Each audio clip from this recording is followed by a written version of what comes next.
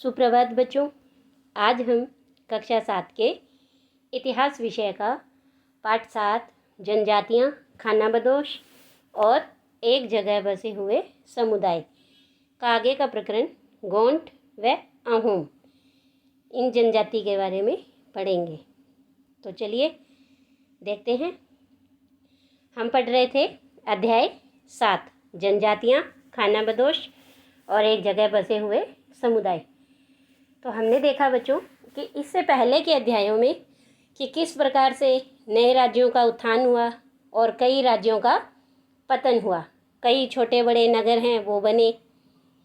तो इन काफ़ी लंबे समय में इस भारतीय उपमहाद्वीप में कई प्रकार के परिवर्तन हुए, लेकिन ये परिवर्तन हर जगह एक समान नहीं थे, क्योंकि अलग अलग किस्म के समाज अलग अलग तरीके से विकसित हुए थे।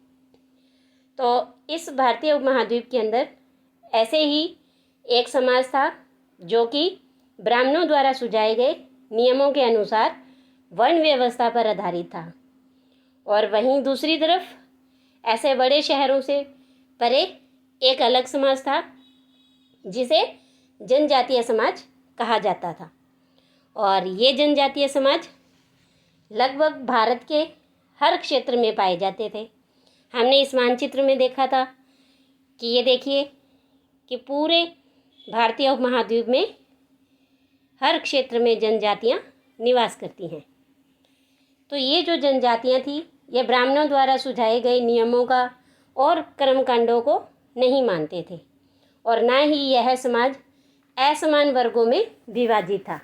यानी जनजातीय समाज में ऊंच नीच, अमीरी गरीबी ऐसा कुछ भी नहीं था। ये लोग ज़्यादातर पहाड़ी क्षेत्रों में, जंगलों में, रेगिस्तानों में या दूसरी दुर्गम जगहों पर रहते थे। एक स्थान से दूसरे स्थान पर घूमते रहते थे। खानाबदोश लोग थे। जैसे जैसे अर्थव्यवस्था बदलती गई, वैसे वैसे समाज की ज़रूरतें भी बढ़ती गई। तो इनमें से कुछ जनजातियों को और सामाजिक समूहों को इस जाति विभाजित समाज में शामिल कर लिया गया, और इन जनजातियों से इन्हें जातियों का दर्जा दे दिया गया, जैसे कि सुनार, लोहार, बढ़ई, राजमिस्त्री। ऐसे शिल्पियों को ब्राह्मणों द्वारा जातियों के रूप में मान्यता दे दी गई थी। अब जो ये समाज था वो वर्ण व्यवस्था के आधार पर ना होकर जाति व्यवस्था आधारित समाज हो गया था। तो इन जनजातीय लोगों के बीच जो भी सामाजिक बदलाव आए, इन सामाजिक बदलावों से राज्य की उत्पत्ति का गहरा संबंध है। तो आज हम ऐसी ही दो जनजातियों के बारे में पढ़ेंगे। सबसे पहले हम देखेंगे गोंड। गोंड लोग गोंडवाना नामक विशाल वन प्रदेश में रहते थे। तो देखिए कि सबसे पहले हम यह गोंडवाना प्रदेश ही देख लेते हैं। इस मानचित्र में देखिए, जब आप देखेंगे इधर बिल्कुल मध्य भारत में, ये देखिए ये गोंडवाना प्रदेश है। यहाँ पर गोंड लोग रहते थे और ये वन प्रदेश था। वे स्थानांतरित कृषि करते थे। स्थानांतरित कृषि यानी जगह बदल बदल कर खेती करते थे। जैसे किसी भी वन प्रांत यानी जंगल के किसी एक हिस्से को, वहाँ के पेड़ों और झाड़ियों को पहले काट कर और फिर उन्हें जलाया जाता है, फिर उसकी राख में ही फसल बो दी जाती है। और जब यह ज़मीन अपनी उर्वरता खो देती है, तब ज़मीन का दूसरा टुकड़ा वहाँ के पेड़ों को, झाड़ियों को जलाया जाता है, काटा जाता है और फिर वहाँ खेती की जाती है। और जब वहाँ की ज़मीन दोबारा से अपनी उर्वरता खो देती है, तो या तो पहले वाले स्थान पर या अन्य स्थान पर जगह बदल कर खेती की जाती है। तो इसी तरह से जो फसल उगाई जाती है स्थान बदल बदल कर, उसे स्थानांतरीय कृषि कहते हैं। तो विशाल गोंड जनजाति कई छोटे छोटे कुलों में भी बंटी हुई थी, और प्रत्येक कुल का अपना राजा या राय होता था। जिस समय दिल्ली के सुल्तानों की ताकत घट रही थी, उसी समय कुछ बड़े गोंड राज्य छोटे गोंड सरदारों पर हावी होने लगे थे। अकबर के शासनकाल के एक इतिहास अकबरनामा में उल्लेखित है कि गढ़कटंगा के गोंड राज्य में 70,000 गांव थे। तो इन राज्यों की जो प्रशासनिक व्यवस्था है वो केंद्रीकृत हो रही थी। राज्य गढ़ों में विभाजित हो रहे थे और हर गढ़ किसी खास गोंड कुल के नियंत्रण में था और ये फिर पुनः 84 गांवों की इकाइयों में विभाजित होते थे और जिन्हें 84 कहा जाता था। और 84 का उपविभाजन बरहोतों में होता था, जो कि 12-12 गांवों को मिलाकर बनते थे। बड़े राज्यों के उदय ने गोंड समाज के चरित्र को बदल डाला।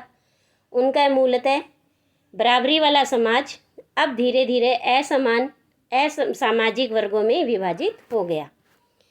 ब्राह्मण लोगों ने गोंड राजाओं से अनुदान में भूमि प्राप्त की और अधिक प्रभावशाली बन गए।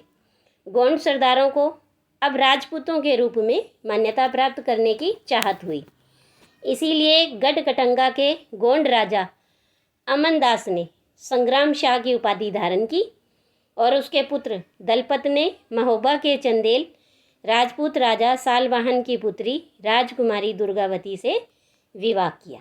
तो ये देखिए कि यह है गोंडवाना प्रदेश का मानचित्र, जिसकी ये सीमा है सूबे की, यहाँ से ऐसे और ये यहाँ तक सारी। इसके बाद आगे देखिए कि उसने दुर्गावती से विवाह किया था। तो जब दलपत की मृत्यु है वो कम उम्र में ही हो गई।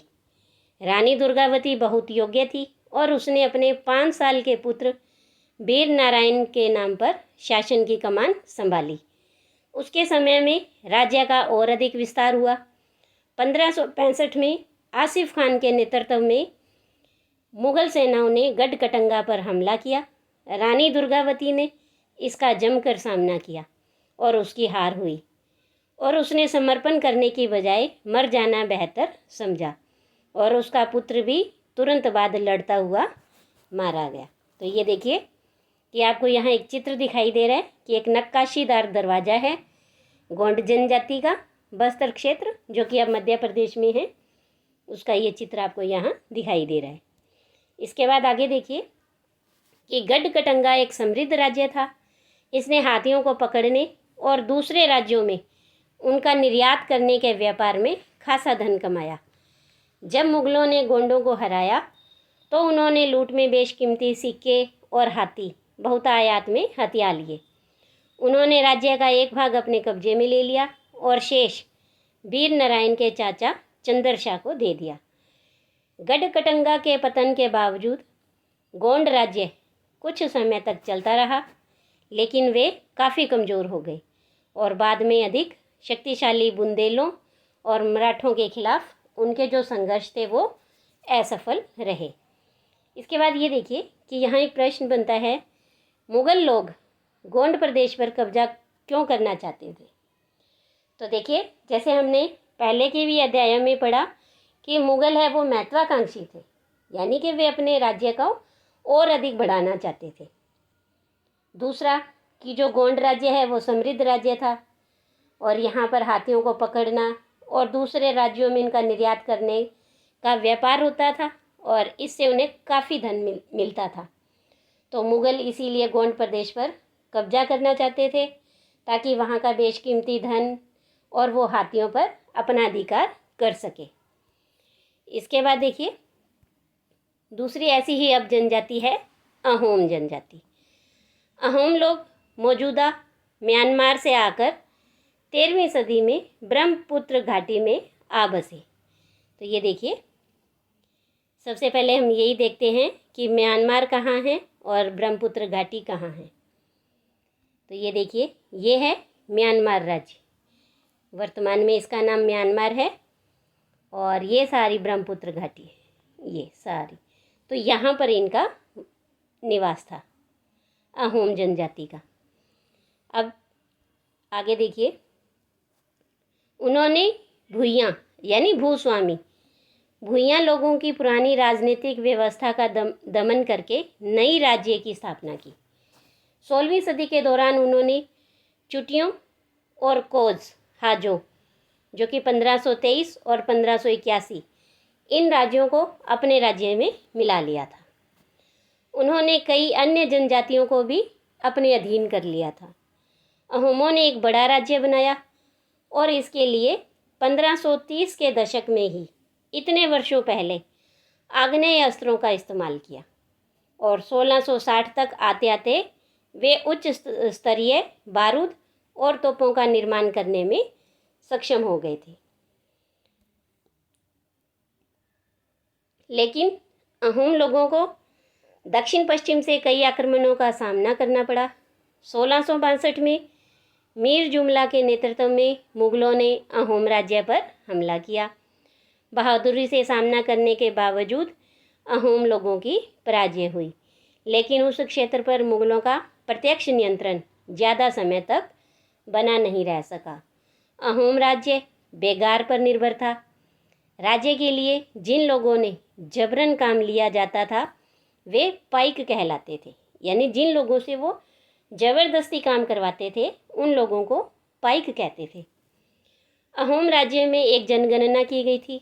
प्रत्येक गांव को अपनी बारी आने पर निश्चित संख्या में पाइक भेजने होते थे और इसके लिए जनगणना के बाद सघन आबादी वाले इलाकों से कम आबादी वाले इलाकों में लोगों को स्थानांतरित किया गया।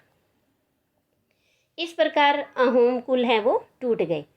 17वीं शताब्दी का पूरा होते होते प्रशासन खासा केंद्रीकृत हो चुका था। लगभग सभी वयस्क पुरुष युद्ध के दौरान सेना में अपनी सेवाएं प्रदान करते थे और जब युद्ध नहीं होता था दूसरे समय में वे बांध, सिंचाई व्यवस्था इत्यादि के निर्माण या अन्य सार्वजनिक कार्यों में जुटे रहते थे। अहोम लोग चावल की खेती के नए तरीके भी अमल में लाए। अब अहोम समाज है वो कुलों में विभाजित था और इन कुलों को खेल कहा जाता था। वहाँ दस्तकारों की बहुत कम जातियाँ थी, इसीलिए अहोम क्षेत्र में दस्तकार निकटवर्ती क्षेत्रों से आए थे। एक खेल के नियंत्रण में प्राय कई गांव होते थे। किसानों को अपने ग्राम समुदायों के द्वारा जमीन दी जाती थी और समुदाय की सहमति के बगैर राजा तक इसे वापस नहीं ले सकता था। तो ये देखिए यहाँ एक चित्र है, ये हैं कान के आभूषण कबोई नागा जनजाति के, जिन्हें मणिपुर में जो जनजाति निवास करती है। इसके बाद आगे देखिए, शुरुआत में अहोम लोग अपने जनजातीय देवताओं की उपासना करते थे, लेकिन 17वीं सदी के पूर्वार्ध में ब्राह्मणों के प्रभाव में बढ़ोतरी हुई। मंदिरों और ब्राह्मणों को राजा के द्वारा भूमि अनुदान में दी गई। शिव सिंह के काल में हिंदू धर्म वहाँ का प्रधान धर्म बन गया था, लेकिन अहोम राजाओं ने हिंदू धर्म को अपनाने के बाद अपनी पारंपरिक आस्थाओं को पूरी तरह से नहीं छोड़ा था। अहोम समाज एक अत्यंत परिष्कृत समाज था। कवियों और विद्वानों को अनुदान में जमीन दी जाती थी। नाट्यक्रम को प्रोत्साहन दिया जाता था। संस्कृत की महत्वपूर्ण कृतियों का स्थानीय भाषा में अनुवाद भी किया गया था। बुरंजी नामक ऐतिहासिक कृतियों को पहले अहोम भाषा में और फिर असमिया में लिखा गया था। इसके बाद यहाँ एक प्रश्न है कि आपके विचार में मुगलों ने अहोम प्रदेश को जीतने का प्रयास क्यों किया था? तो देखिए कि अहोम प्रदेश की जो भूमि है वो उपजाऊ थी और उसमें अनेक प्रकार की फसलें पैदा होती थी। और इससे पहले भी हमने पढ़ा कि जो मुग़ल हैं वो अपने साम्राज्य का विस्तार करना चाहते थे, वो महत्वाकांक्षी थे और अहोम राज्य काफ़ी विस्तृत था, बहुत बड़ा था, इसीलिए यहाँ से उन्हें अच्छा राजस्व प्राप्त हो सकता था। इसीलिए जो मुग़ल हैं वो अहोम प्रदेश को जीतना चाहते थे। इसके बाद है निष्कर्ष कि जिस युग की हम चर्चा करते आए हैं उस युग के दौरान उपमहाद्वीप में काफ़ी सामाजिक परिवर्तन हुआ। वर्ण आधारित समाज और जनजातीय लोग एक दूसरे के साथ लगातार संपर्क में आते रहे और इस आदान प्रदान ने दोनों तरह के समाजों में अनुकूलन और बदलाव की प्रक्रिया चलाई। बहुत सी विभिन्न प्रकार की जनजातियाँ थीं और उन्होंने विभिन्न प्रकार की जीविकाएं भी अपनाई। कालांतर में उनमें से कई जाति आधारित समाज में शामिल हो गईं, लेकिन कईयों ने जाति व्यवस्था और सनातनी हिंदू धर्म दोनों को ही नकार दिया। कुछ जनजातियों ने सुसंगठित प्रशासनिक व्यवस्था वाले विस्तृत राज्यों की स्थापना की और इस तरह से वे राजनीतिक रूप से ताकतवर हो गए और इसने उन्हें बृहत्तर और अधिक जटिल राज्यों और साम्राज्यों के साथ संघर्ष की स्थिति में ला खड़ा किया था। इसके बाद देखिए कि अन्यत्र मंगोल कि अपने एटलस में मंगोलिया ढूंढिए। जैसे ये भारत है और यहाँ पर चाइना है, तो चाइना के ठीक ऊपर की तरफ क्या है, मंगोलिया है। तो इतिहास में सबसे प्रसिद्ध पशुचारी और शिकारी संग्राहक जनजाति मंगोलों की थी और वे मध्य एशिया के घास के मैदानों, जिन्हें स्टेपी कहा जाता है, और थोड़ा उत्तर की ओर जो वन प्रांत थे वहाँ वो लोग बसे हुए थे। 1206 में चंगेज़ खान ने मंगोल और तुर्की जनजातियों में एकता पैदा करके उन्हें एक शक्तिशाली सैन्य बल में बदल डाला था। अपनी मृत्यु के समय यानी 1227 में वह एक सुविस्तृत प्रदेश का शासक था और उसके उत्तराधिकारियों ने एक विशाल साम्राज्य खड़ा किया। अलग अलग समय में इस मंगोल साम्राज्य के अंतर्गत रूस, पूर्वी यूरोप, चीन, मध्य पूर्व का खासा बड़ा हिस्सा शामिल था। मंगोलों के पास सुसंगठित सैन्य और प्रशासनिक व्यवस्थाएं थी और ये विभिन्न जातियों और धार्मिक समूहों के समर्थन पर आधारित थी। तो इस तरह से ये हमारा अध्याय है पूरा होता है, जिसमें हमने विभिन्न जनजातियों के बारे में, खानाबदोश और एक जगह बसे हुए समुदायों के बारे में पढ़ा था। आज के लिए इतना ही। धन्यवाद।